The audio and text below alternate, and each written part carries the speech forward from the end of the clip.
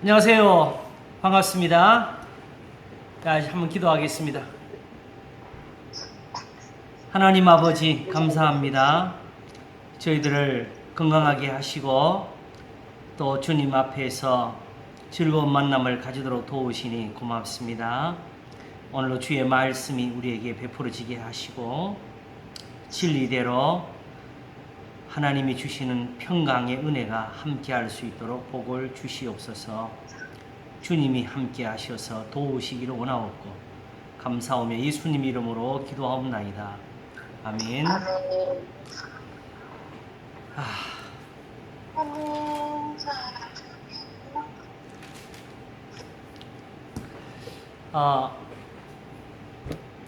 이제 로마서 10장을 마치려고 하니까 갑자기 여기서 한번 다시 살펴야 될 부분이 한 군데 보였습니다. 바로 로마서 8장입니다. 로마서 10장에서의 중심은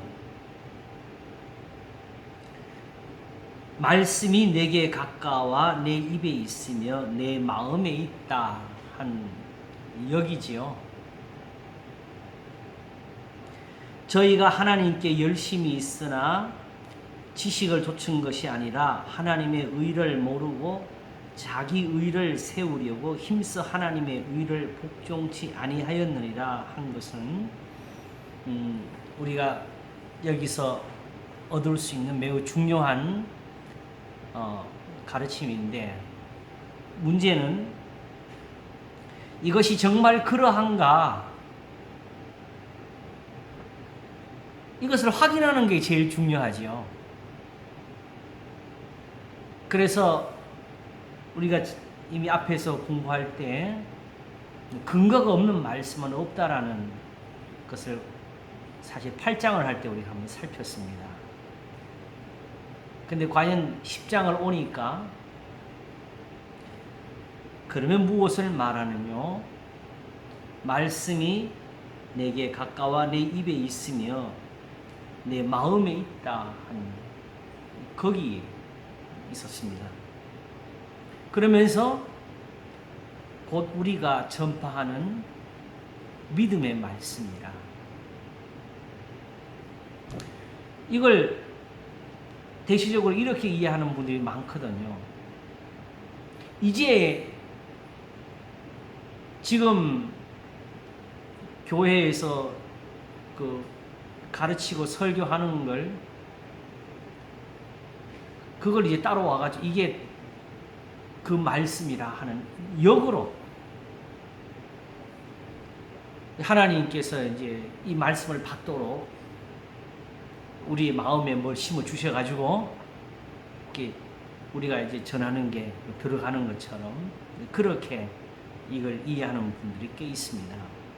그러나 실상은 먼저 말씀이 있을 속에 있어가지고 지금 우리가 전파하는 것이 바로 그것인지 아닌지를 분별시켜주는 부분이죠.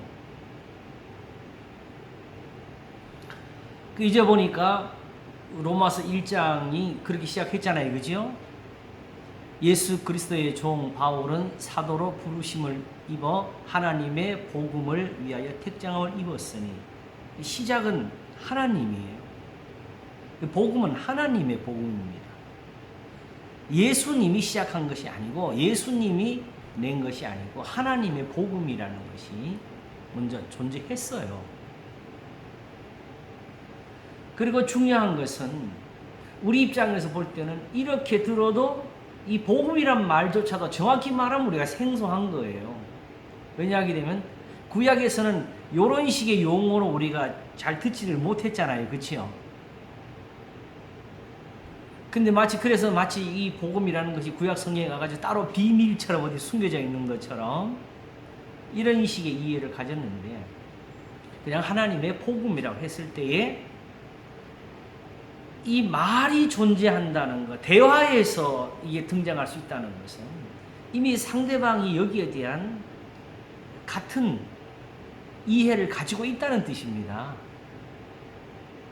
그러니까 복음이라는 말을 이제 예수님이 처음 사용하신 것이 아니고 사도들이 비로소 쓰는 말이 아니고 본래부터 유대인들에게 있어서는 이미 전해져 있었고 그들이 쓰던 말이라는 것을 그걸 표현해 주는 겁니다. 그래서 제일 중요한 거는 이 믿음을 우리가 전파하는 믿음의 말씀이라 했을 때에 상대방이 여기에 절대적으로 동의를 하고 그것이 그러하다 하는 이걸 얻는 게 제일 중요한 거 아니겠어요? 그러므로 저 사람들이 아는 말, 세상에 이 말씀이, 이 복음이라는 것이 이미 그들의 입에 있고 마음에 있는 그 사람들이 세상에 있었다는 것. 이것이 지금 로마서를 비롯해서 신약이라는 것이 존재하게 되는 배경이 되고 근거가 되고 이유가 되는 겁니다. 그것이 아니었으면은 이런 식으로 마태복음도 적혀지지를 못했고 로마서는 더욱더 쓰여지지를 못했습니다. 그러므로 정말 말씀이 내게 가까워 내 입에 있고 내 마음에 있다 하신 이 말씀대로 그들이 살아있고 그들 속에 하나님을 경외함이 있었다면 누구든지 이렇게 쓴 것만 가지고도 정말 사도행전 2장에서처럼 그러면 우리가 어찌할꼬가 일어나야 정상인 겁니다. 그런 말씀이 적혀져 있는 거예요. 그리고 그런 걸 가지고 다니면서 소위 그리스도를 전파한다 하며 복음을 전한 사도들이 있었던 것입니다. 그러므로 여기에 쓰여지는 모든 단어들은 정확히 말해서 생소한 것이 없는 그것이 바로 로마서가 되겠습니다. 그러면 이제 우리에게 다만 이것이 새롭고 또 때로는 어렵고 한 것은 우리는 전혀 그런 말씀들을 가지고 있지 못했기 때문입니다. 그래서 지난 주일에 특별히 설교할 때 지금 사도행전 2장에서 사도들이 하는 이 말을 듣고 저 사람들은 찔리고 우리는 찔리지 못한 이유가 뭐냐? 단 한 가지. 저들은 그게 알아들은 것이고 우리는 못 알아듣는 차이라. 저들은 저렇게 말해도 마음이 찔리는데 우리는 안 찔리는 것. 차이가 뭐냐? 우리는 모르는 것. 저들은 아는 말. 저들의 입에 있고 저들의 마음에 있는 말씀이 전파되어서 그런 것이고 그것이 바로 악한 사람들은 닫혀 있지만은 거기에 경건한 사람들이 와 있었다 그랬어요. 그렇죠? 그러므로 그들 중에서 3,000명이 그날 회개하고 세례를 받고 제자가 되었다는 것은 지금 이 시대에서는 그거는 비교할 수가 없고 찾을 수가 없는 일들에 속합니다. 경건한 무리들, 예수님이 12제자를 택하시고 그들을 보내실 때 하신 말씀, 사마리아인의 고을로도 가지 말고 이방인의 고을로도 가지 말고 차라리 이스라엘 집에 잃어버린 자들에게 가라고 하신 거기가 바로 이루어진 것이죠. 예루살렘이 아닙니까? 그 중심이 예루살렘이죠. 그리고 사도 바울이 항상 다니면서 분명히 이방인들에게 사도가 되어 전하지만은 언제나 먼저 찾는 곳은 유대인들의 회당이었어요. 그렇죠? 그리고 항상 핍박을 받는 곳은 유대인들이었고요.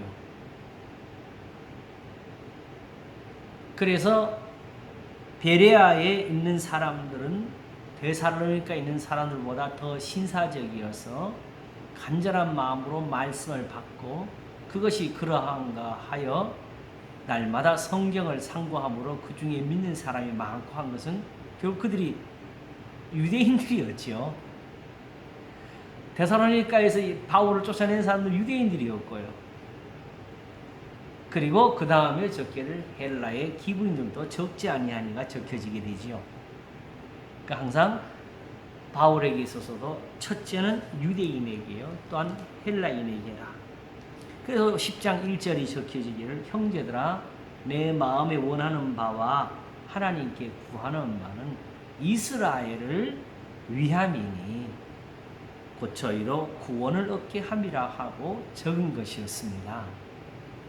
그러므로 이 첫째 되는 것, 이스라엘을 위함이 여전히 로마서의 중심을 이루는 것이고, 이것이 있기 때문에 로마서라는 이 정말 소중한 말씀이 기록될 수가 있었던 것이 이렇게. 그리고 이제 하나님의 복음을 위해 택장을 입어서 해놓고는 그 복음을 결국은 어디로 가져가냐? 구약의 성경으로 가져가지요. 이 복음은 하나님이 선지자들로 말미암아 그의 아들에 관하여 성경에 미리 약속하신 것이라, 이렇게 한 것입니다. 이게 바로 로마서 1장 1절과 2절입니다. 근데 다만 여기서도 저도 역시 그랬어요. 그렇게 했을 때에 처음은 구약에 가서 지금 어떻게 이런 신약을 찾아볼까 하는 이런 그 유혹을 받게 되는 거지요. 근데 그것이 아니고 바로 구약이 기록되어진 그대로가, 그게 바로 예수님을 가리키는 것이었다는 겁니다. 왜 그런가? 지금 그때의 이스라엘이, 유대인들이 그들이 타락하지 않고 그들이 본래 말씀대로, 이 10장이 말하는 대로 지식을 좇아서 섬기고 있었다면은 예수님과 그들 사이에서 그런 충돌이 일어날 수가 없었어요. 왜냐하게 되면은 예수님의 얼굴의 모양을 못 알아본 것이 아니고 예수님의 말씀을 알아듣지 못한 것이었거든요. 그럼 예수님 왜 그렇게 말씀하셔야 되느냐? 그들이 지금은 그 말씀을 떠나 있으니까. 어서 오세요. 반갑습니다. 그들이 지금은 하나님 말씀을 떠나 있잖아요. 그렇죠? 그러니까 저 선지자들의 때처럼 여호와께로 돌아오라고 하는 게 이게 예수님의 가르침이 되는 거예요. 그래서 우리가 가장 잘 아는 성경 중에 하나, 요한복음 5장 24절, 진실로 진실로 너희에게 이르노니 내 말을 듣고 뭘 믿느냐? 또 나 보내신 이를 믿는 자는, 이렇게 되는 거예요. 그래서 결국 로마서도 뭘 중심으로 적었느냐? 내가 만일 내 입으로 예수를 주로 시인하며, 그 말씀대로 해보자는 거죠. 그죠? 그리고 하나님께서 그를 죽은 자 가운데서 살리신 것을 내 마음에 믿으면 구원을 얻으니. 왜 그러냐? 그 살리는 걸 왜 들어가야 되느냐? 거기에는 예수님의 가르침과 순종이 있기 때문입니다. 네가 지금 살려면은 하나님이 예수님을 살리신 것을 시인해야 된다. 너희들의 그 제사는 버려야 된다. 이걸 말하는 거예요. 단지 그 예수님을 삼위 중에 제2위라는 이런 어떤 우리가 붙인 그런 그 차원에서 예수님도 신으로 인정해라, 이런 식의 요구가 아닙니다. 본질적으로 우리가 하나님의 말씀대로, 계명대로 섬기고 있느냐, 그걸 우리가 따지면서 알고자 한다면은 예수님을 다시 살리신 것을 우리가 인정을 해야 된다. 누가? 하나님.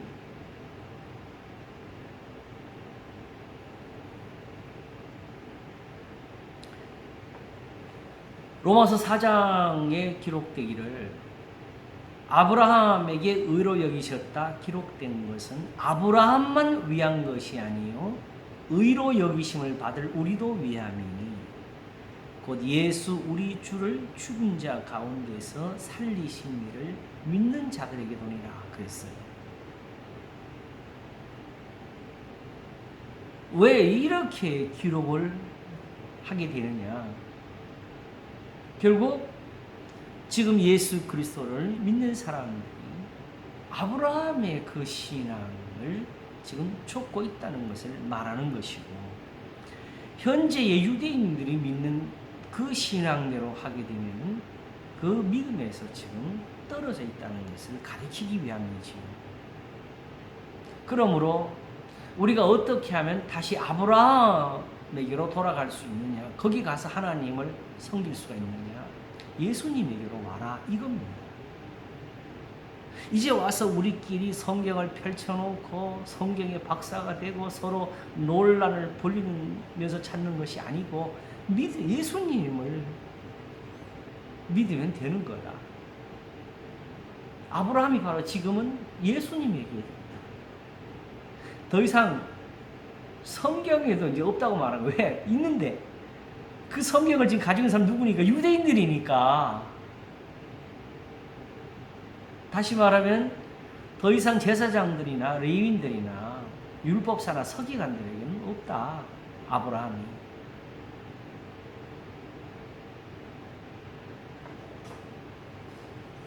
이렇게 해서 본질적으로 하나님께로 돌아가야 된다. 이게 바로 예수 그리스도를 전파하는 이유입니다. 그래서 제가 계속 이런 걸 자주 말씀했지요. 이제 우리가 디모데전서 이제 와서 율법의 선생이 되라는 게 아니다라는 거지요. 이제 와서 우리가 율법을 가지고 박사 학위를 따고 하는 그런 문제를 논하는 게 아니라는 거예요. 거꾸로 말하게 되면 이제 성경을 어디를 보든지 거기서 지금 이렇게 예수님을 찾지를 못했고 또 이렇게 예수님을 보이지를 못하고 있으면 그것은 분명히 잘못 아는 것이고 아직까지 하나님을 알지를 못한다는 그 증거가 될 뿐입니다. 그래서 오히려 어쩌면 이런 지식이 아무것도 없는 이방인들에게 직접 예수님을 전도해서 믿게 하는 것이 훨씬 더 쉬울 수도 있어요. 유대인들에게는 항상 이런 다툼과 논쟁이 필요하죠. 그러면 점에서 보게 되면 우리가 비록 잘 몰랐지만 하나님을 사랑하고 그 계명을 즐거워했다면 우리는 하나님의 택하신 사람들 속에 들어간 겁니다. 하나님의 부르심으로 된 믿음을 얻은 거지. 다만 이 순간에 말씀을 이렇게 보는 것이 필요한 것은 그동안에 이런 데서 잘못되어 가지고 교회 안에서 잘못된 가르침이나 많은 이단들의 나타남이 있었기 때문이고 또 알지를 못했으니까 우리가 알지 못하는 가운데서 좀 헤매미 있었던 거지요. 무엇보다도 우리가 얻은 이 신앙이라는 은사에 대해서 우리가 확실해지는 것, 이게 큰 도움이 되는 것이라 생각됩니다. 자, 그런 점에서 내 입에 있고 내 마음에 있다 하신 이것이 없으시는 이 성경이라는 것 존재할 수가 없어요. 이렇게 설 수가 없어요. 복음이라는 것이 이렇게 전해질 수가 없습니다. 그냥 우리는 누가 말 잘하는 거기에 감동을 얻어가지고 거기에 쫓아다니는 사람은 될 수 있을지 모르지만 이렇게 하나님을 알고 섬기는 이 신앙은 나올 수가 없었습니다.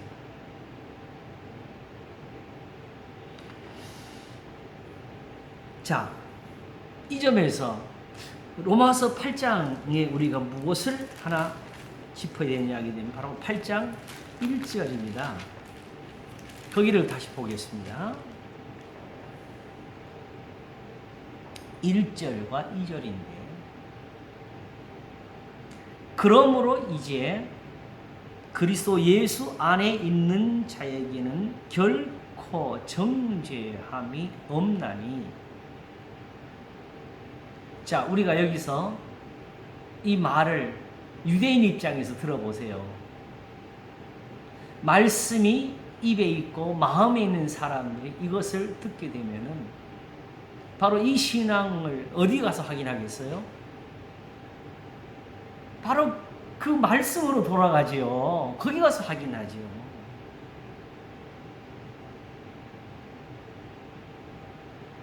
그러므로 이제 그리스도 예수 안에 있는 자에게는 결코 정죄함이 없나니. 이미 7장에서 나는 공고한 사람이로다 했을 때 사실은 거기서 이 모든 걸 짚을 때 바로 율법이 나를 탐심을 깨우치지 못했으면은 내가 이걸 알지를 못했을 것이라는 이 한탄에서부터 나온 거잖아요. 그지요? 그러므로 이제 8장은 당연히 어디 가서 그 율법으로부터 이 가르침이 나오는 것이 되어야 되겠죠. 그럼 율법에 가보자. 과연 그리스도 예수 안에 있는 자에게는 결코 정죄함이 없는가? 어디에 가서 확인해야 되겠어요? 바로 율법으로 가서 확인을 해야 됩니다. 하면서 이유를 대죠. 이는 왜냐하면이지요, 그리스도 예수 안에 뭐가 있다는 거예요? 있는 생명의 성령의 법이 죄와 사망의 법에서 나를 해방하였습니다. 사실 이 단어가 로마서에서 이렇게 말하는 것을 제외하고는 사실은 신약 성경에서 이렇게 듣기가 힘들어요. 그렇지요? 근데 마치 온 신약 성경이 다 이런 말을 하는 것처럼 그냥 여기서 그냥 그대로 다 이해를 가져오는 거 굉장히 위험한 생각이죠. 모르는 말이 써진 거예요. 생명이 성령의 법이라는 말을 우리가 어디서 들어봤어요? 여기서 듣지요. 그러면 사도 바울이 지금 말씀하기를 이는 그리스도 예수 안에 있는 생명의 성령의 법이 하면서 죄와 사망의 법에서 너를 해방하였습니다 했을 때에 저 사람들이 들으면서 유대인들이 뭔 소리야? 생명의 성령의 법은 또 어디 있어? 이렇게 되면은 이 말씀이 이 구절조차가 존재할 수가 없는 거예요. 이것도 저 사람들한테는 이미 통하는 말이었다는 거예요. 이미 쓰던 말이었어요. 자, 여러분, 성령에 대해서도 우리가 너무 잘못 알고 있는 게 있죠. 마치 구약시대는 성령이 없었던 것처럼 묘하게도 지금은 아마 거의 같이 번역을 한 것 같은데 이 개역 성경이 쓰여질 것만 해도 구약에서는 성신이라고 번역을 했고 신약은 성령이라고 번역을 했는데 같은 말이죠. 그러나 무엇보다도 예수님에게서 우리가 이런 말씀을 듣게 됩니다.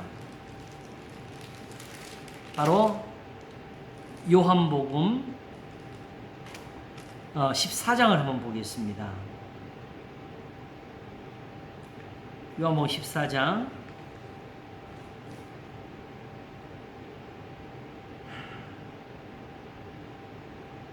13절부터 한번 볼게요. 너희가 내 이름으로 무엇을 구하든지 내가 시행하리니 이는 아버지로 하여금 아들을 인하여 영광을 얻으시게 하려 합니다. 내 이름으로 무엇이든지 내게 구하면 내가 시행하리라. 너희가 나를 사랑하면 나의 계명을 지키리라 하시면서 예수님께 기도하는 거예요. 아시겠죠? 이렇게. 그런데 내가 아버지께 구하겠으니 그가 또 다른 보혜사를 너희에게 주사 영원토록 너희와 함께 있게 하시리. 여기서 이제 또 알 수 없는 말이 나오는 거지, 우리한테는. 그러나 예수님이 지금 이 말씀하시는 이유는 앞에 있는 이 말씀을 지금 시행하시려고 하는 말씀이 이렇게 해서 너희가 내게 구하는 걸 내가 다 이루게 한다는 거예요.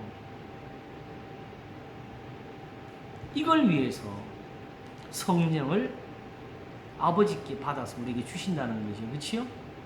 자, 그런데 중요한 게 있어요. 그러면 예수님이 내 이름으로 무엇이든지 구하는 것을 내가 시행한다고 했어요. 그죠? 그러면 이제 성령이 오시면 이제 예수님께 기도하는 것도 성령을 통해서 해야 됩니까? 성령님, 예수님께 부탁을 좀 드려주세요. 이렇게 하는 겁니까? 아니잖아요. 그냥 지금도 여전히 주님, 그냥 아버지, 그냥 기도 이렇게 하는 거죠. 그 여기 성령은 왜 오셔요? 바로 주님 말씀하시는 것처럼 너희가 나를 사랑하면은 나의 계명을 지키리라는 이 도움이 되게 하시려고 오는 거지요.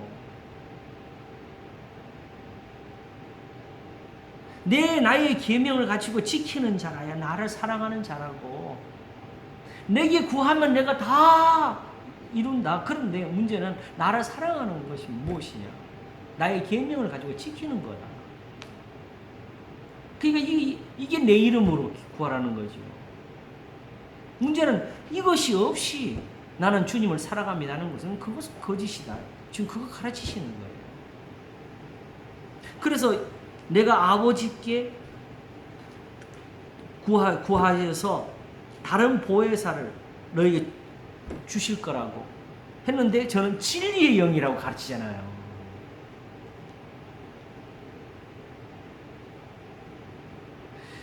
자, 예수님이 땅에 계실 때에 사실은 하나님이 이전에 하신 더 큰 일이 있지만 사람들이 눈으로 보는 그 일로서는 가장 가까운 데서 우리가 대화도 하셨고 그리고 그 앞에서 치는 능력을 행하시는 것을 보이신 분이 예수님 아니십니까? 그렇죠? 그런데 이때에 제자들도 그랬고 유대인들도 그랬고 우리에게 표적을 보여주시기를 원합니다라고 했잖아요. 제자들은 아버지를 보여주시면 족하겠나이다 했잖아요. 예수님이 지금 아직 성령을 못 보내서 그런 겁니까? 아니죠. 왜냐하게 되면 지금 오실 때 다른 보혜사라고 하셨어요. 그러면 다른 보혜사라는 말은 이미 보혜사가 세상에 계셨다는 거잖아요. 누구를 가리키는 거예요? 예수님 자신을 가리키는 말씀이죠. 근데 문제는 이제 예수님이 떠나신다 하니까 제자들에게 근심이 되고 그들에게 낙심이 생겨서 아버지를 보여주시면 족하겠나까지 나온 것입니다. 나를 보고 아버지를 보이려 하느냐고 지금 하시면서 그냥 너희들은 이것만 하면 된다. 내 이름으로 무엇이 내게 고 내가 시행한다. 너희 이것만 할 수 있으면 된다.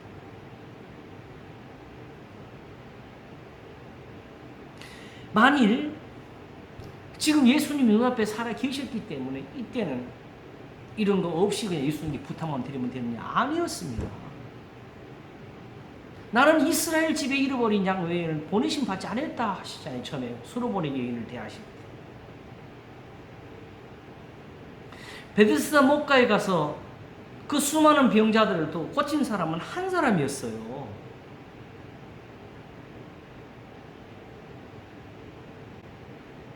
그러므로 결국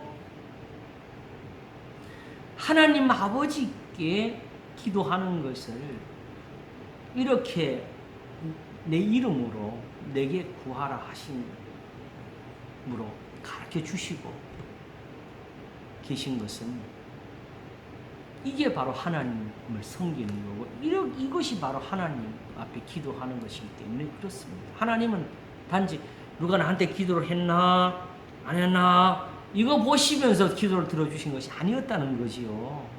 하나님은 진리대로.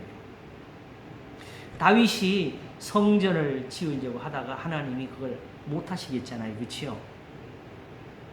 그럴 때 그걸 깨달을 때 다윗의 두려움은 내가 하나님 앞에 뭘 잘해서 복을 받은 줄 알았다는 이 생각에서 두려움이었어요.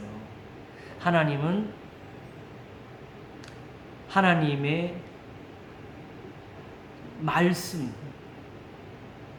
하나님의 진리대로 행하신 것밖에 없다. 그러므로 누구든지 하나님의 사랑을 받을 수가 있고 누구든지 하나님 앞에 나갈 수가 있는 것입니다.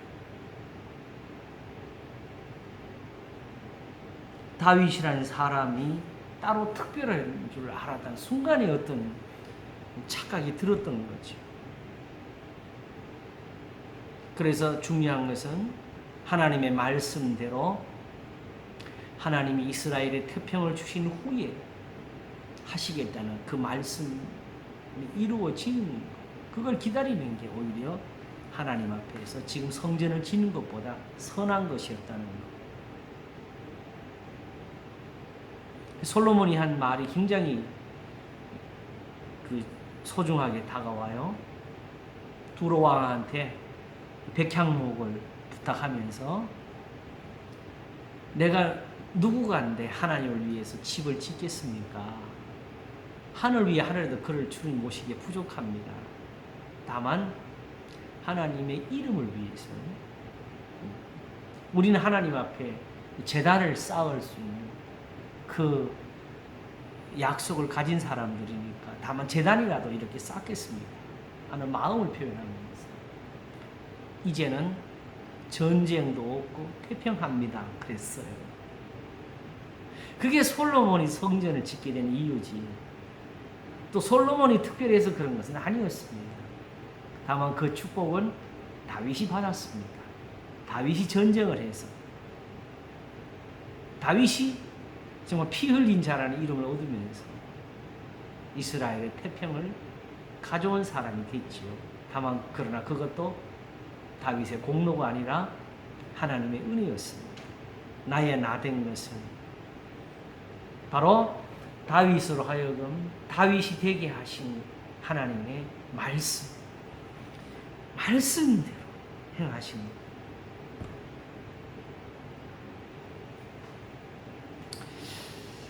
그래서 오늘 아침 설교에서 제가 그걸 넣었습니다.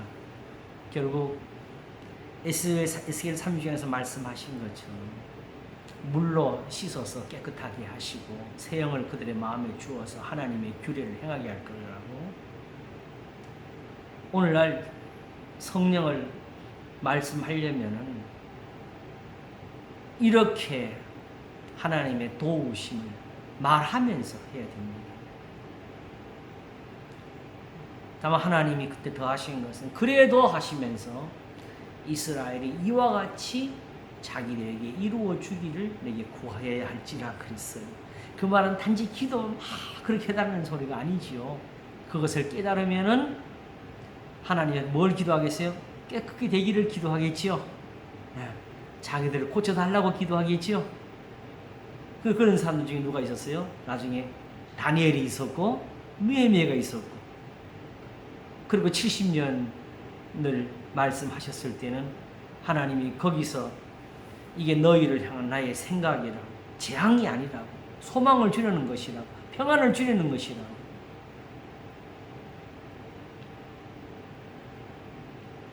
지금 예루살렘으로 안 돌아와도 괜찮다. 거기서도 기도하라고 하신 거잖아요. 그러면 거기서 기도할 때 주여 빨리 돌이키소서 이걸 기도하는 거예요? 아니면 거기서 지금 하나님의 뜻대로 이 70년이 차도록 정말 거기서 하나님의 뜻이 이루어지도록 기도해야 되겠어요. 지금 예루살렘의 교인들이 그걸 깨달은 거예요. 그래서 아침에 성도들이 처음에는 무슨 말씀하는지 대답 빨리 못 하시더라. 제자들이 가르치고 이제 그렇게 전혀 기도하게 되었을 때에 예수님이 가르친 것처럼 했을까요? 아니면 제자들이 새롭게 기도를 가르쳤을까요? 그랬죠.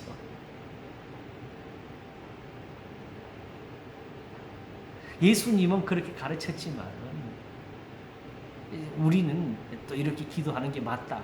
사실 지금 주기도문을 가르치면서 여전히 그렇게 가르치는 사람들이 많이 있어요.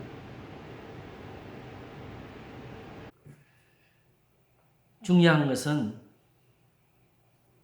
무엇인지 하나님의 말씀에 기록된 대로 되어지고 있는 것이고, 하나님은 일부러 그걸 그렇게 장난을 치듯이 하시는 것은 절대 아니고, 무소불능에서 보이신 것처럼 하나님의 의를 이루시기 위해서 변할 수 없는 것을 하고 계시는 겁니다. 그럴 때에 베드로가 말씀하기를 우리뿐만 아니고 먼 데 있는 사람, 하나님이 얼마든지 부르신 자들이 하신 것이라까지 덧붙였지요. 이것이 아니었으면 이렇게 부르심이 있어질 수가 없어요. 그렇지 않으면 지금 이 순간 우리 개개인이 따로따로 하나님 앞에 하나씩 택하시면 받아야 되지요. 이런 식으로 복음을 전해가지고 하나님을 믿게 하는 건 있을 수가 없어요. 오직 이 기록되어진 대로 누구든지 믿을 수가 있고 누구든지 찾을 수가 있어서 이게 되는 거지요. 어떤 사람이 목사님 궁금한 게 있는데요. 예. 아까 솔로몬이 예.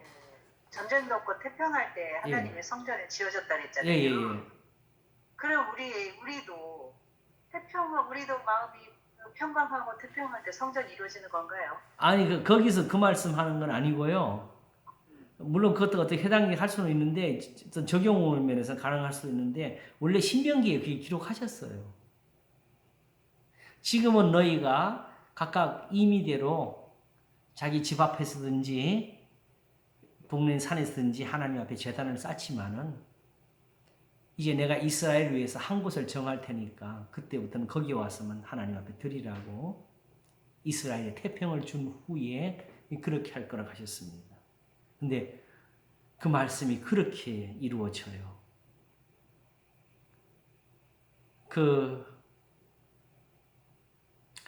특별히 이제 자유주의 쪽에 신학을 가진 사람들은 이 성경이 전적으로 인위적인 산물로 봐가지고 막 서로 맞지 않는 거 막 이런 거 찾아내가지고 그런 것은 버리자, 찢어내자 막 이렇게 나오고 하는 이런 일들이 이렇게 있어요. 그리고 현실적으로 가장 보수적인 신학을 하는 사람들도 좀 더 깊은 데 들어가서 사본을 보고 오는 사람들은 많이 흔들립니다. 제가 경험한 바로는. 그런데 만일 그렇게 해서 성경이 이대로는 믿지 못할 것이라 하게 되면 이대로 있어야 되겠어요? 아니면 원본을 찾아야 되겠어요? 이렇게 해서 믿지 못할 것이 지금 성경이면 이대로 다 망해지죠. 살려면 그렇게 있으면 안 되죠. 원본을 찾아야죠. 그런 노력도 없이 그냥 자기가 본 것에 대해서만 그런 식으로 쏟아내면 안 되죠. 정확히 말해서 예루살렘에서 그 공부했다면서 사본을 정모한 분이 우리 총신에 있을 때 채플에 와가지고 그 이야기를 했어요. 솔직히 말해서 자기한테는 오류가 없는 정경은 없다 이렇게 말을 했어요. 그럼 우리는 어떻게 해요? 더군다나 그것도 그렇게 해서 우리말까지 온 이 성경인데, 그러나 좀 전에 말씀드린 것처럼 바로 신명기에서 그렇게 하신 말씀이 열왕기 올 때까지 그렇게 살아있잖아요. 아직도 살아있어요. 그걸 찾아야지요. 거기에 그럼 만약에 문제가 생겼다면 거기에 문제가 있었어야 되는데 그런 것들을 찾으면 되는 거지요. 나머지는 어떻게 돼요? 그럼 이거 못 믿겠, 그건 모르는 거지, 우리가. 내가 항상 말하잖아요. 모르는 거는 문제가 아니라고. 내가 모르는 거니까. 거기서 멈추면 되는 걸. 그러나, 확실한 것들이 지금 살아있잖아요. 여전히. 지금도 오히려 로마서가 이렇게 살아있잖아요.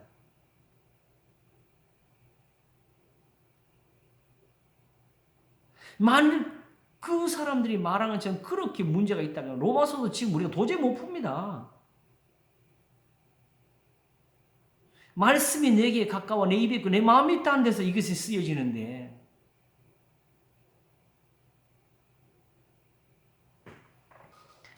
그것이 살아있어 가지고 지금 우리가 이런 공부를 할 수 있는 거예요.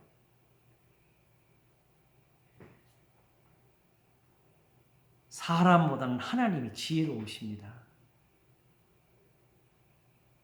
마치 그러면 지금 우리는 예수님이 예루살렘을 다니실 때 그 예수님을 보면 우리는 예수님 잘 믿을 것 같아요?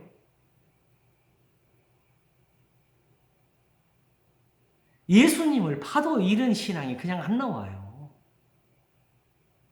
모세와 선지자들이 없으면 예수님을 봐도 모릅니다.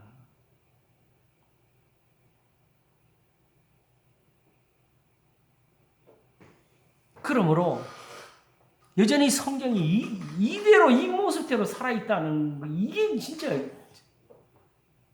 할렐루야죠.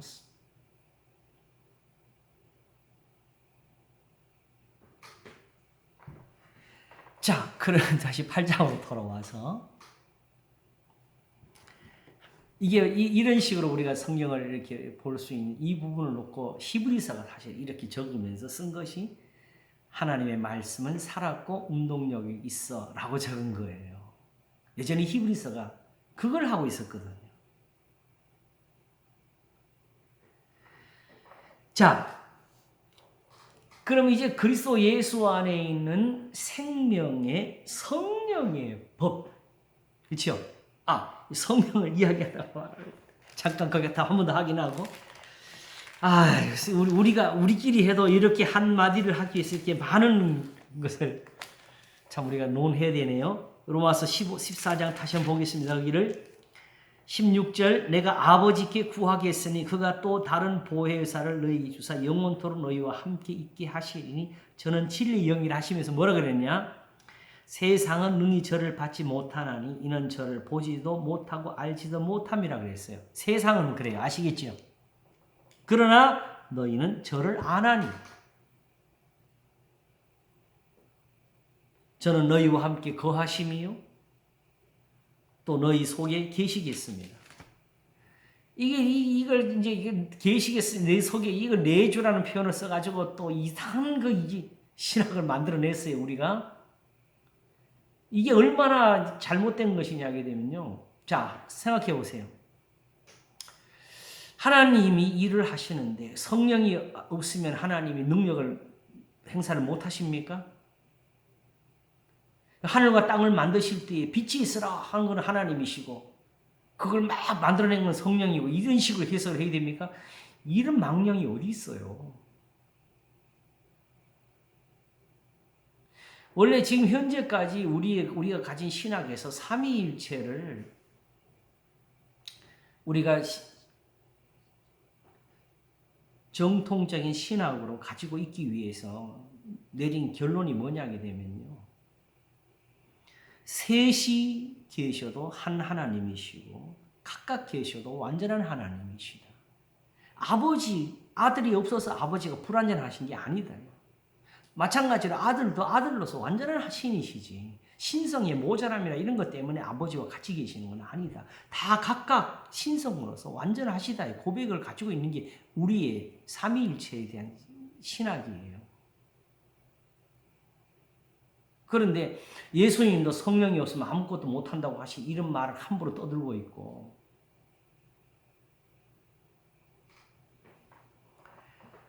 그러므로 삼위일체에 관한 것은 진짜로 그걸 거기서부터 더 생각을 펼쳐서 말하는 것은 매우 조심해야 됩니다. 그 삼위일체라는 이런 신학을 갖게 된 이유는 뭐냐 하게 되면 그 역사적인 배경으로 가야 돼요. 거기에 하나님께 대한 잘못된 것이 있어가지고, 특별히 모든 중심은 삼위일체론의 중심은 예수님입니다. 제일 중요한 것은 우리가 가진 이 신앙의 제일 중심이 뭐지요? 십자가잖아요. 죄 사함입니다. 하나님 앞에 나와서 바치고 빌어서 기도해서 뭘 이루는 게 아니고요. 우리의 죄를 씻으시는 은혜로 말미암은 구원입니다. 근데 거기서 어느 한쪽을 치우치게 되면 예수님 십자가가 사라져버려요. 이 문제가 중요해요. 이거 3일째는 꼭 우리 한번 해야 되겠습니다. 그때가 오기를 기대해 주세요. 다음 이런 식으로 성령이, 자 생각해 보세요. 성령을 일단 나도 하나님으로 해봅시다. 하나님, 나는 성령이 아니니까 산으로 속에 못 들어가네. 그러니까 내가 역사할 수가 없어. 하나님은 밖에서는 우리한테 뭘 할 수가 없어가지고 성령 집어넣어가지고 이렇게 일을 하십니까? 그럼 하나님이 능력에 문제가 생긴 거잖아요.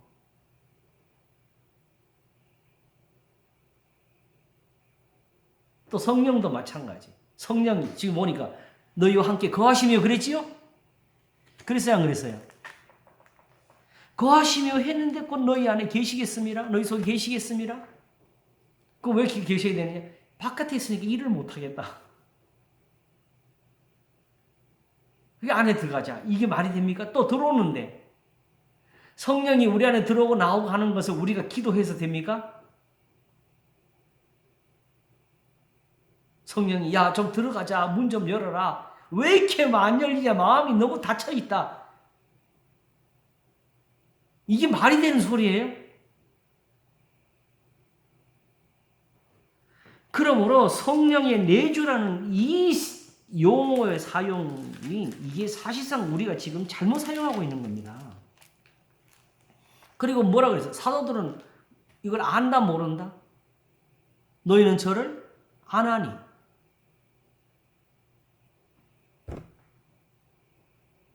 그렇죠? 그런 너희는 저를 아나니 저는 너희와 함께 거하시며 또 너희 속에 계시겠습니다. 이게 이스라엘이라고요.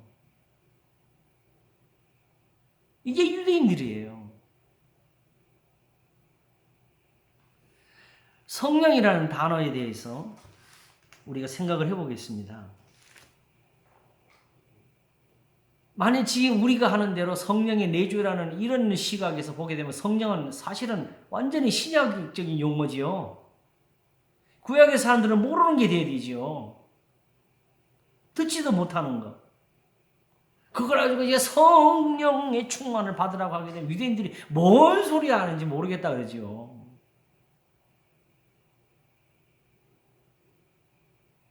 이와 같이 말씀이 내게 가까워 내 입에 있고 내 마음에 있다 한 이 사람들이 그게 어디 있어?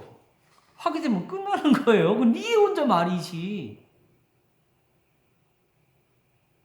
그리고 오순절날에 방언을까지 하면서 하나님이 성령을 선물로 주신 것을 보였는데 그러나 그 성령이 형체로 보였습니까? 눈으로 보였습니까? 이게 성령이라고 보였습니까? 이미 사도 바울에 의해서 다른 하나님, 다른 예수, 다른 영을 전파하는 것이 지금 기록이 되어 있는데 그걸 구별할 수 있는 방법이 뭐가 있어요? 그러므로 성령을 받고 안 받고는 우리의 의지나 우리의 기도에 의한 것은 아닙니다. 그러므로 이미 다른 말씀과 함께 성령이라는 이런 표현도 이미 저 사람들에게는 익숙해져 있는 것이기 때문에 이 교훈이 쓰여질 수가 있는 거예요. 그러면 사도 바울이 지금 쓴 대로 이는 그리스도 예수 안에 있는 생명의 성령의 법이 성령의 법이라고 하면 자기들이 아는 게 돼야 되죠. 생명의 성령의 법을 이제 와서 이게 생명의 성령의 법이라고 말하게 되면 그거 우리가 듣지도 못하고 들어보지도 못하고 알지도 못하는 게 그게 그 아니냐고 하지요. 저들에게는 모든 여기 있는 모든 로마서에 있는 모든 말이 다 한눈에 들어가고 한 번에 들어갈 수 있는 거예요. 그들의 마음이 완악해져 있는 거 빼놓고는.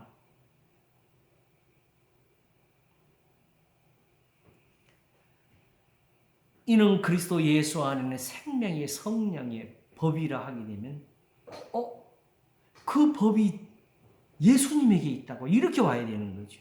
자기들이 아는 법인데 그 법 아래 있으면 모든 죄에서 해방이 되지. 자기들이 이렇게 알고 있는 법이 돼야 되지. 자, 구약에서 정죄함이 없다라는 이런 표현 혹시 보신 적 있어요? 우리 시편 34편을 한번 보도록 하겠습니다.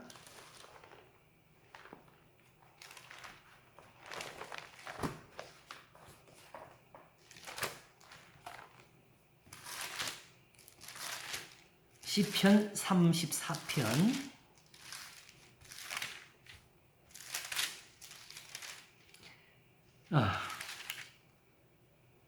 내가 어디 펼치고 있는 거지? 네, 보겠습니다. 이 시편 34편은 신약에서의 한 서신을 만들고 있습니다. 베드로 전서가 시편 34편에서 쓰여집니다. 특별히 3장 부분에서, 2장과 3장에서 내가 여호와를 항상 송축하며 그를 송축함이 내 입에 계속하리로다. 내 영혼이 여호와로 자랑하리니 곤고한 자가 이를 듣고 기뻐하리로다. 나와 함께 여호와를 광대하시다 하며 함께 그 이름을 높이세. 함께라는 표현을 썼습니다. 나처럼 해보자. 어떻게 했느냐? 내가 여호와께 구하며 내게 응답하시고 내 모든 두려움에서 나를 건지셨도다. 자, 이 표현은 신약에 예수님에게 이런 표현이 없습니까? 내 이름으로 내게 구하면 내가 시행하리는 이 예수님이 이걸 가져가셨죠, 지금. 내가 여호와께 구하며 함께 그 이름을 내가 여호와께 구하며 내게 응답하시고 내 모든 두려움에서 나를 건지셨도다 하면서 앞에서 여호와 그 이름을 높이세라고 말을 했죠. 저희가 주를 앙망하고 광채를 입었으니 그 얼굴이 영영이 부끄럽지 아니하리로다. 이 공고한 자가 부르짖음에 여호와께서 들으시고 그 모든 환난에서 구원하셨도다. 다윗이 이미 자기 조상들과 자기에게 이루어진 것을 가지고 이 말씀을 적는 거지요. 하나님 앞에는 이런 은혜가 있다. 이 공고한 자가 부르짖으며 여호와께서 들으시고 그 모든 환난에서 구원하셨도다. 우리가 바라고 바라는 게 이거 아니겠습니까? 여호와의 사자가 주를 경외하는 자를 불러 진치고 저희를 건지시는도다. 나처럼 되고 싶으냐? 이 말이지요. 너희는 여호와의 선하심을 맛보아 알지어다. 하나님 선하심 뭐예요? 이렇게 자기를 건져주시는 은혜지요. 내가 부르짖으니까 하나님이 들으신 은혜가 있다. 그러면 왜 다윗은 되고 우리는 안 되는가? 이런 질문이 나와야 되는 거고, 다윗은 거기서 하나님이 이렇게 기도를 들으신 은혜가 있다면서 너희는 여호와의 선하심을 맛보아 알지어다. 이 표현이 어디 쓰이지요? 베드로전서 2장에 쓰이지요.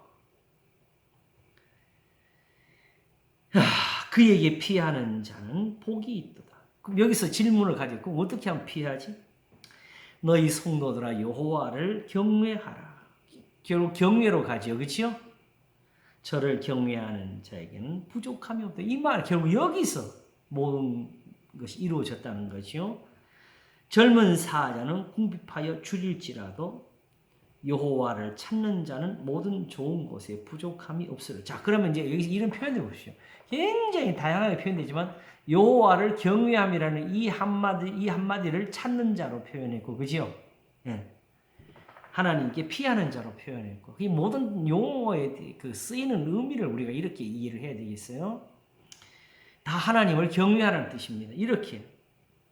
그러면 우리가 그럼 어떻게 하나님을 경외하니? 이게 묻게 되는 거죠. 근데 우리는 이걸 묻지 않고 바로 그냥 엎드리고 절하고 비는 걸로 가버리는 거죠. 근데 하나님을 경외하는 것은 이런 거다. 11절에 너희 소자들아 와서 내게 들으라. 내가 여호와를 경외함을 너희에게 가르치리로다. 생명을 사모하고 장수하여 복받기를 원하는 사람이 누구뇨? 내 혀를 악에서 금하며 내 입술을 괴사한 말에서 금할지어다. 악을 버리고 선을 행하며 화평을 찾아 따를지어다. 여호와의 눈은 의인을 향하시고 그 귀는 저희 부르짖음에 저희 부르짖음이 그럼 내 부르짖음이 이거였다는 거죠. 저희 부르짖음에 기울이시는도다.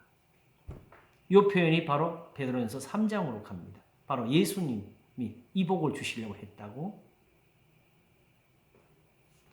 그러면서 여호와의 얼굴은 행악하는 자를 대하사 저희 자취를 땅에서 끊을. 행악하는 사람은 이런 은혜가 없어요. 악을 행하면서 기도하는 건 없습니다. 교회에서 특별히 다툼이 벌어지게 되면 저는 신앙 시작할 때부터 교회가 깨어지고 싸우는 것부터 제가 보고 자랐거든요. 그럼 그때 어떻게 하느냐? 다 나누어져 가지고 서로 기도해요. 주야! 그 여기 남는 여기에서는 이거밖에 없어요. 서로 물고 먹으면 피차 멸망할까 조심하라.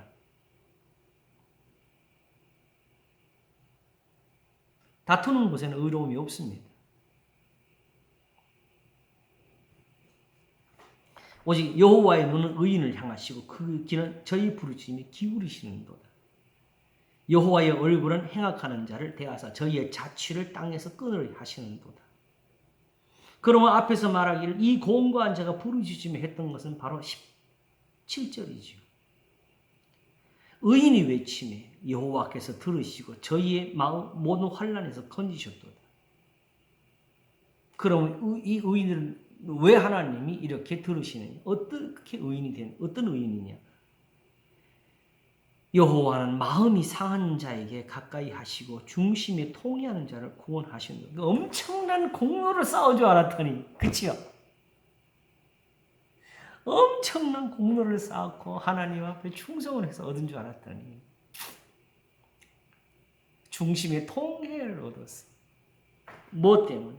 여호와여 경외하는 것이 이것이라는 걸 듣고 나니까 자기 속에 악이 막 솟아는 다 보인 거지. 오호라 나는 공고한 사람이다 하면서 빨리 여호와를 경외하는 것, 하나님을 찾는 곳으로 돌아와가지고 마음이 상한 자에 가까이 하시고 중심에 통회한 자를 구원하시는 그 하나님을 의지했다. 의인은 고난이 많으나 여호와께서 그 모든 고난에서 건지시는도다. 그 모든 뼈를 보호하시며 그 중에 하나도 꺾이지 아니하도다. 여기 있어 나왔고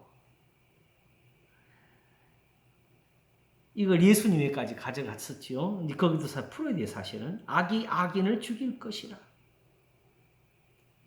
의인을 미워하는 자는 죄를 받으리로다. 요게 이제 여호와를 경외함을 배워주는 장소인데, 그 여호와를 경외해서 얻은 은혜가 뭐냐? 결국 죄한 것이 아니라 바로 이 은혜. 22절 여호와께서 그 종들의 영혼을 구속하시나니 저에게 피하는 자는 다 죄를 받지 아니하리로다.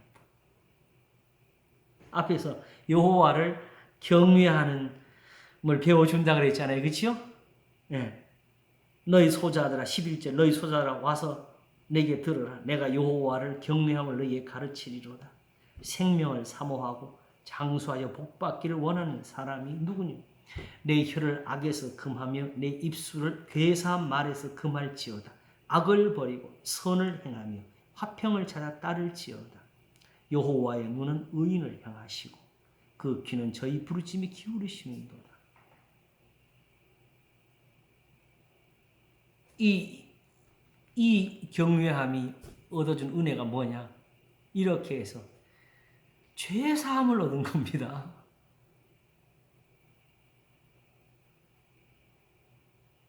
이미 여호와께 있었던 은혜예요. 우리가 기억해야 될 것은 세상 하나님 앞에 의인이라는 사람들이 이런 사람들이었지. 완전하게 선을 행해서 자기 공로를 쌓아서 나아간 사람들이 아니었다고요. 결국 욥에게 주신 애도 이거예요. 욥이 번제를 안 드렸습니까? 드렸잖아요. 항상 번제를 드리고 사는 사람이었죠.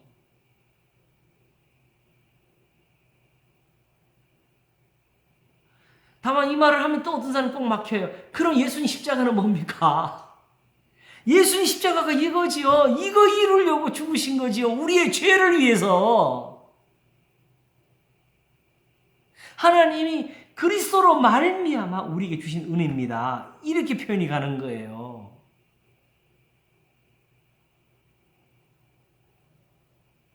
그래서 사도 바울이 고린도서 1장에서 나를 보내신 것은 세례를 주게 하려 하심이 아니요 복음을 전하게 하려 하심입니다.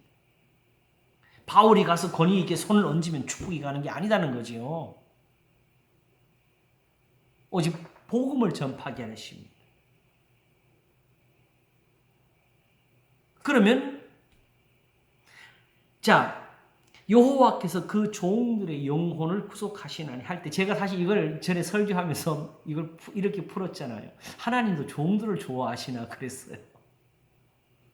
왜냐하면 여호와께서 그 종들의 영혼을 구속하신대요. 왜 하나님은 이렇게 종들을 필요하시죠? 천사가 일을 잘못하나요? 그래서 이걸 어떻게 찾냐면 하나님을 향해서 종이 된 사람이 누굽니까? 하나님을 주여라고 부르는 사람이잖아요. 내가 만일 내 입으로 예수 그리스도를 주로 시인하며가 바로 하나님을 향해서 하던 그거예요. 하나님을 주라고 부르는 사람 누굽니까? 하나님이 내 종이라고 부르는 사람 누굽니까? 바로 아브라함이고 이삭이고 야곱이고 요셉이고 여호수아고 모세고.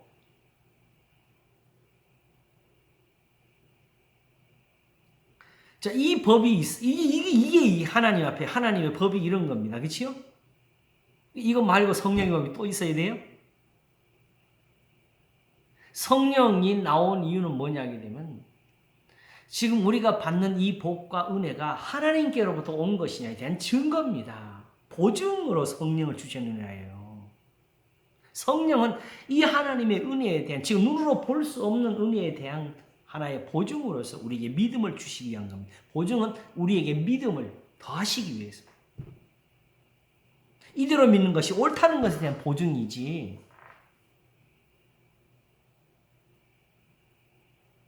그냥 성령 받았으니까 구원 받았다 이거 아니에요.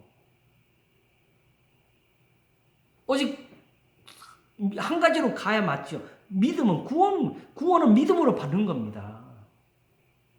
그 믿음을 위해서 내 이름으로 내게 기도하면 내가 시행하리 하는 이걸 이루시기 위해서 진리의 성령을 보내셔가지고 지금은 너희가 내 말을 감당할 수 없지만 성령이 오시면 그가 모든 것을 기억나게 하시고 깨닫게 하시고 가르쳐 줄 것이다. 결국 이거 이루시는 거지요.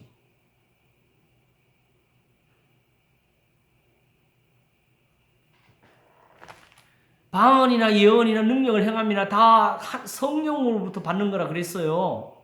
그러나 그렇게 성령의 은사가 나타나도 사랑이 없으면 아무것도 아니라고 가르쳐 주잖아요. 그러므로 지금처럼 성령을 가르치면 그 성령은 하나님의 영이 아니고 세상신입니다. 그건 마귀입니다.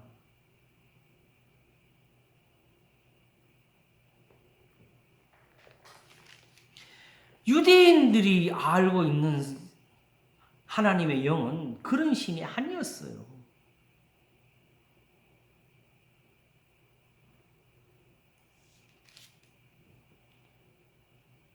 그러므로 하나님께서 지금 하시는 거는 누가 나한테 와서 절을 잘했느냐, 누가 나한테 기도를 열심히 잘하고 있느냐, 누가 나한테 예물을 많이 잘 바치고 있느냐, 누가 열심히 정성껏 예배를 드리고 이걸 보시는 게 아니고 그걸로 구원하시는 게 아니잖아요. 오직 우리 죄를 위해서 자기 아들을 내어주신 거잖아요.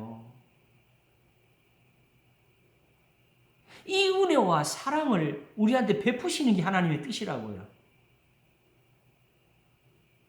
그러면 이걸 얻도록 도우시는 게 하나님의 은혜가 될 것이고 주님의 보살핌이 될 것이고 성령을 주심이 될 것이고 그래서 시편 130편에서 주께서 죄악을 감찰하실지인데 주여 누가 서리이까? 그러나 사유하심이 주께 있으면 주를 경외케 하심이니이다. 만일에 하나님이 죄를 따지신다면 하나님 앞에 설 사람이 없습니다. 그런데 이 죄인들을 불러가지고 하나님을 섬기라고 하신 이유가 뭡니까? 하나님께 용서, 죄사함이 있으니까 그런 것이지. 그래서 결론은 뭐냐? 이스라엘의 여호와를 바랄지어다. 여호와께는 인자하심과 풍성한 구속이 있음이라 해요.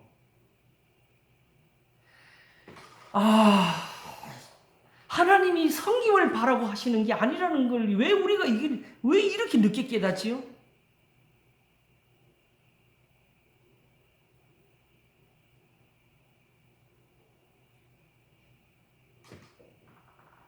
교회 왔으니까 이제 예수 믿고 제사함 받았으니까 하나님께 이제 와서 이제부터 또 공로를 쌓는 거예요. 끝까지입니다. 마지막까지 우리의 죄가 씻겨지는 것이 구원입니다.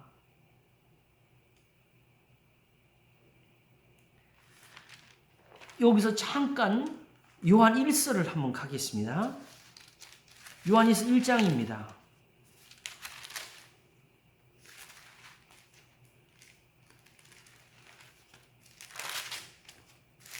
이 성경에 있는 말씀들을 분명히 우리가 풀고 이해하고 받아들여 가지고 모든 걸 말해야 되는데 이쪽 한 부분을 눈 감아야만 설 수 있는 그런 말들을 쓰고 있다고요.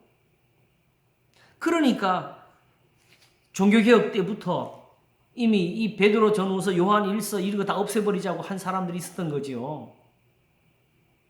루터가 그랬죠. 대표적으로. 근데 칼빈이 살렸어요. 근데 지금도 정말 겁도 없이 강단에서 야고보서는 찢어버릴 성경이라는 사람도 있다니까요. 지가 로마서 좀 안다고 로마서 알지도 못하면서. 요한 1서를 보겠습니다. 5절 우리가 저에게서 듣고 너에게 전하는 소식이 이것이니 곧 하나님은 빛이시라. 그에게는 어두움이 조금도 없으시니라. 만일 우리가 하나님과 사귐이 있다 하고 어두운 가운데 행하면 거짓말을 하고 진리를 행치 아니함이거니와. 저가 빛 가운데 계신 것 같이 우리도 빛 가운데 행하면 우리가 서로 사귐이 있고 그 아들 예수의 피가 우리를 모든 죄에서 깨끗하게 하실 것이요. 이거 뭐죠? 그냥 예수 믿으면 예수님 피로 그냥 씻어지는 게 아니고, 저가 빛 가운데 계신 것 같이 우리도 빛 가운데 행하면 우리가 서로 사귐이 있고, 사도 요한하고 사귐이 안 되는 사람은 이거는 그리스도인이 못 된다는 소리입니다. 이 요한 1서가 못 들어가는 사람들은 그리스도인이 아니라는 뜻이에요. 그럼 이대로 저가 빛 가운데 계신 같이 우리도 빛 가운데 행하면 우리가 서로 사귐이 있고 그 아들 예수의 피가 우리를 모든 죄에서 깨끗하게 하실 것이. 예수님 피가 우리 죄를 씻는 게 맞아요. 그러나 이렇게 안 하면 없다. 만일 우리가 죄 없다 하면 스스로 속이고, 우리가 죄 없다는 게 아니고 이제 예수님 믿고 죄 사함 받았다고 이제 믿는 거잖아요. 그런데 만일 우리가 죄 없다 하면 스스로 속이고 또 진리가 우리 속에 있지 않을, 이게 지금 이방인들 하는 소리, 불신자들 하는 소리입니까? 믿는 사람 하는 소리입니까?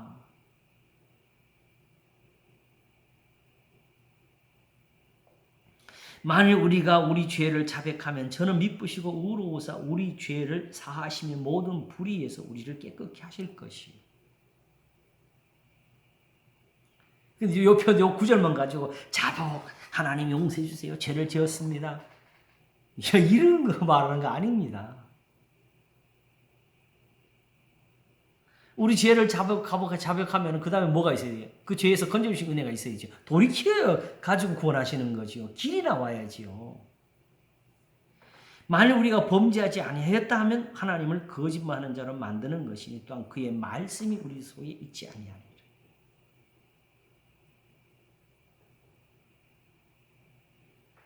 그러므로 중요한 것은 본질적으로 예수님을 믿게 되는 이유,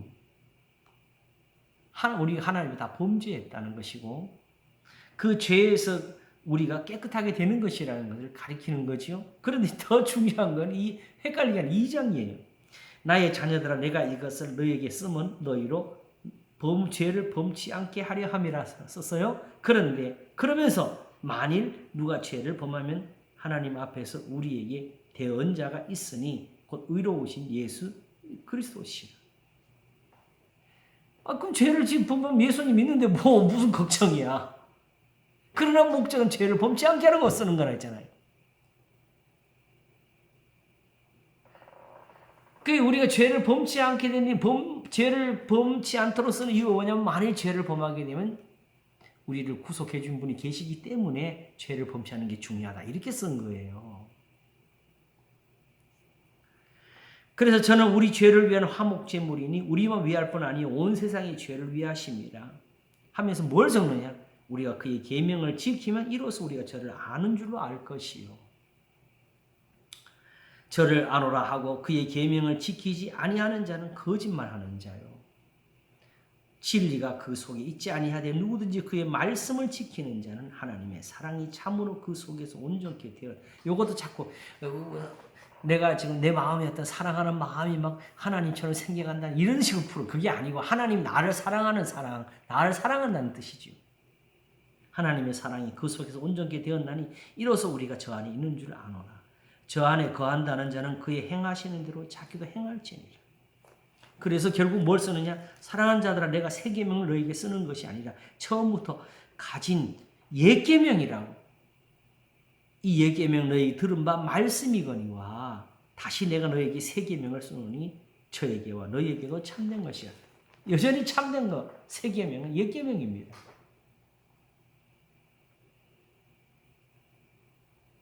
하나님이 이미 이걸로 죄를 씻고 계셨던 그걸 가지고 지금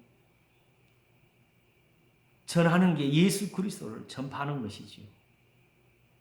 단지 예수 십자가가 아니라 그 십자가의 은혜를 위한 하나님의 복음을 전하는 거지요. 그러므로 일단 예수님이 누구신지 우리와 같은 신학적인 어떤 그 논리나 그런 교리를 가지고 있지 않은 사람으로서 유대인들에게는 복음이 어떻게 들려지느냐? 예수님 안에라는 나오기 전에 먼저 생명의 성령의 법이라는 것이 있어서 우리를 죄와 사망의 법에서 해방시켜 준다는 이 비밀을 알고 있는 사람들이 되는 거지요. 결코 하나님 앞에 정죄함이 없는 그 진리가 있다. 다윗이 죄가 없어서 의인이 아닙니다. 아브라함이 죄가 없어서 의인이 아닙니다. 민수기에서 보게 되면은 그 발락이 발람을 시켜서 이스라엘을 저주해달라고 부탁을 하지요. 그럴 때 발람이 뭐라 그래요? 하나님이 저주치 않은 자를 내가 저주할 수 없다 그랬고, 하나님은 이스라엘의 허물을 보지를 않으신다. 사실 그때만 해도 이스라엘이 하나님께 얼마나 반역을 많이 했습니까?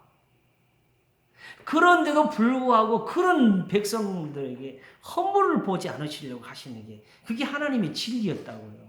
하나님 말씀이 아직까지는 모세 때문에 살아 있었거든요. 그들 중에 불순종하는 사람도 있고 거스른 사람도 있고 악을 행하는 사람도 있었고 대적하는 사람도 있었지만은, 그러나 하나님이 모세와 함께 계셔서 그들을 향하여 꾸짖기도 하시고 진노도 하시면서 결국은 그들을 모세를 따라서 순종하게 하셨잖아요. 그것만 가지고도 그들이 살았다고요. 왜 그런 순종을 우리가 버리느냐? 그러므로 이 생명의 성령의 법이라는 이 말도 그 사람들에게서는 그들의 입에 있는 말씀, 마음에 있는 말씀이란 뜻입니다. 그들이 아는 거였지요. 근데 그 말씀을 알고 있었는데 그게 예수님 안에 있다고 이렇게 듣게 되는 겁니다. 아시겠지요? 자, 시편 34편을 보면서 여호와께서 그 종들의 영혼을 구속하시나니, 아까 그 종들까지 하다가 또 이렇게 막 하다 종들이 그렇게 아브라함 이삭이 하니까 결국 그들이 순종이잖아요. 그죠? 하나님은 사람을 부려먹는 종이 아니고 하나님이 주시는 명령은 서로 사랑하라예요. 하나님의 계명을 지키게 하는 것이지요. 그게 하나님의 종들이고, 그래서 결국은 그걸 보면서 깨달은 사람들은 하나님 앞에서 정죄를 받지 않는 그 신앙이 있다. 다윗이 실제로 그랬지요. 성전에서 난 떡을 먹었잖아요. 그리고 히스기야 때에 유월절을 지키면서 히스기야가 북쪽의 이스라엘 사람들에게 다 불렀어요. 그들도 안 지키고 살았으니까. 근데 그 사람들은 미처 그 절기에 맞는 규례를 행하지를 못해서 정결하게 한 순서가 없이 예식에 참여를 해서, 사실은 그거는 율법에 따르면 하나님 앞에 악을 행하는 범죄지요. 엄밀히 말해서 밖에서 저지른 죄악보다 더 큰 범죄가 되는 거예요. 원래 성전에서 잘못하면 하나님이 바로 다 죽이셨잖아요. 그런데 히스기야가 하나님 앞에 기도하기를 결심하고 하나님께 돌아오는 사람이 있으면 비록 율법에 있는 대로 깨끗하게 하지를 못했을지라도 하나님이 다 사하시라고 했어요. 그랬더니 하나님이 그 사람들을 다 용서하셨어요. 원래 이게 하나님의 법이라고. 하나님의 법이 있는 것이 펼쳐진 것이 선지자들이지요. 그러므로 실제적으로 안식일에 하지 못할 일을 원했을 때도 하나님, 예수님이 성전보다 큰 이가 여기는 하시면서 다윗을 가리켰던 거지요.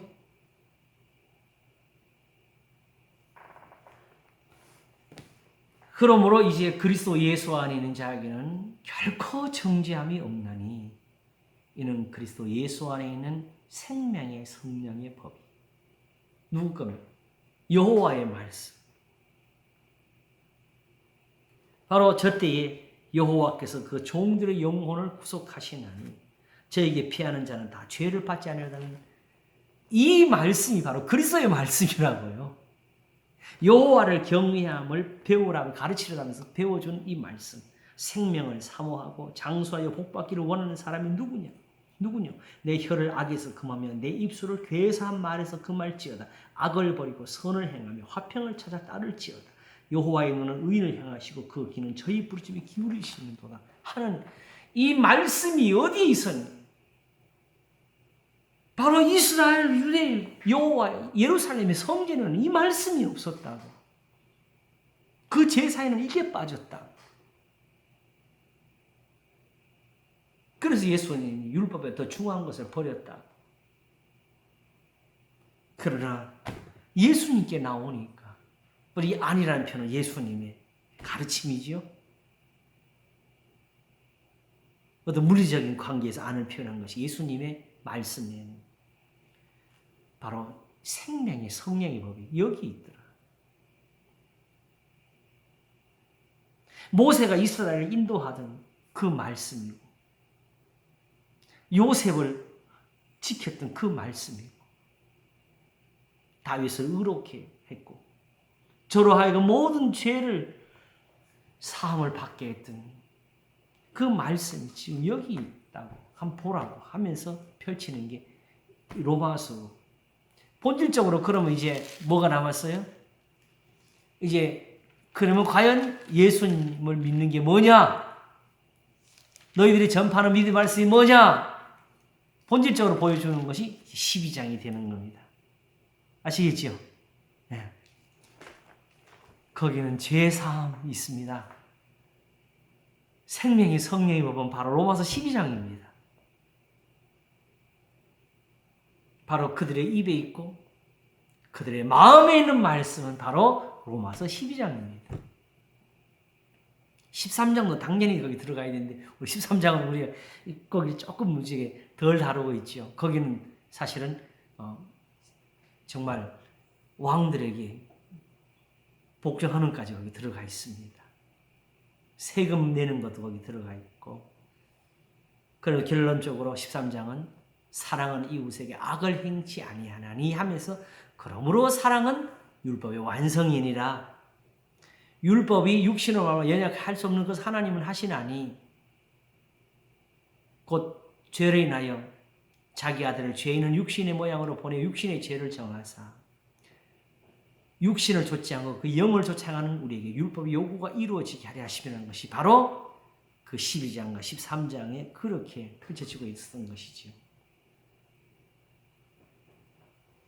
그러므로 이 로마서도 이렇게 12장에서 영을 찾지를 못하게 되면 결국 여기도 하나의 육신으로밖에 남지를 못하는 법이 되는 거예요.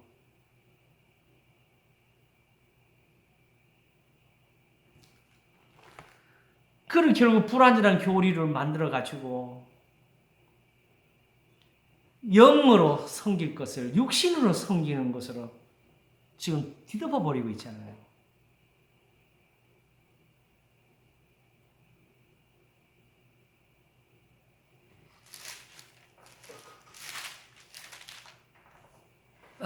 목사님, 예. 오늘 여기까지만 해요. 아, 그러려 그래요, 지금. 죄송해요. 항상 여기까지 오네. 많이 들었어요. 다시 복습해야 될 것 같아요, 목사님께서. 생명의 성령의 법 이제 우리가 확실히 좀 네, 이해가 하시겠죠, 그렇죠? 네. 아, 그리고 성경이 이렇게 쓰여졌네, 그죠? 정말. 그러니까 그 사람들은 다 알고. 네 마음, 네 입에 네 마음이 있다는 게 이런 거네요. 이거 유대인들을 좀 우습게 보면 안 돼요. 그들이 왜 악하냐? 네. 이런 걸 가지고 예수님을 죽였으니까. 정말 보고도 믿지 않는다다가 이런 거지. 우리는 전혀 본 것도 없이 그냥 들은 것도 없이. 로마서 12장, 13장 이런 교훈들이 다 그들의 입에 있었고 그들의 마음에 있었다는 거. 이렇게 명확한데 순종을 안 하고. 하나님이 그 법을 가지고 자기 종들의 영혼을 구속하셨고 그렇게 해서 여호와께 피하는 자들은 죄를 받지 아니하려다가 이루어진 것이 그게 구약이었어요. 왜 그런 은혜를 지금 다 제하고 예수님을 지금 만들어내죠? 예수님 하나님의 형상이신데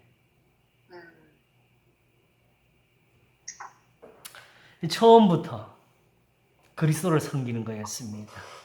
네. 네, 감사합니다. 기도하겠습니다.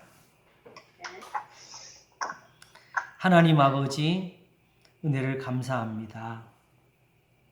이렇게 자기 아들을 모든 사람을 위해서 내어주시고 그 아들과 함께 어떤 모든 것을 우리에게 은사로 주셨습니다.